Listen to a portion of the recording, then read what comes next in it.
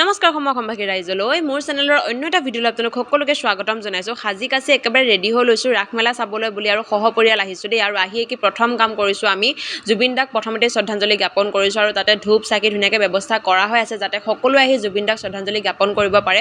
লগতে ভূপেন হাজৰিকা দেৱৰো ফটোখন তাত দিয়া হৈ আছে, গতিকে দুইজনকে ধূপ চাকি দি আমি শ্ৰদ্ধাঞ্জলি জ্ঞাপন কৰি পালোহি মেলাখালী।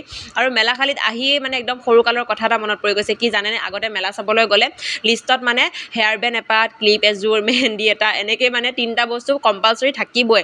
আৰু আজিৰ মেলাত মই বহুত বছৰৰ পিছত লিপ গ্লছ এটা পালোঁ, গম পায়নে নাপায়, মানে বহুত বছৰ পিছত দেখিছোঁ আৰু পাই কি মই লগাই লৈছোঁ, গম পায়নে, কিনিও ল'লোঁ যেনিবা আৰু ভাল লাগে বহুত দেই।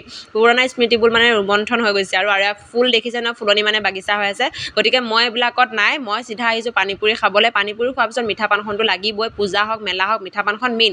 মিঠা পানখন বান্ধিলোঁ আৰু সাংস্কৃতিক অনুষ্ঠান আছিলে, বাপুজি কৰক মাতিছিলে, গতিকে তেখেতৰ অনুষ্ঠান চাই আমি ঘৰলৈ উভতিলোঁ। লগ পাম অন্য এটা ভিডিঅ'ত, তেতিয়ালৈকে সকলো কুশলে থাকক, বাই।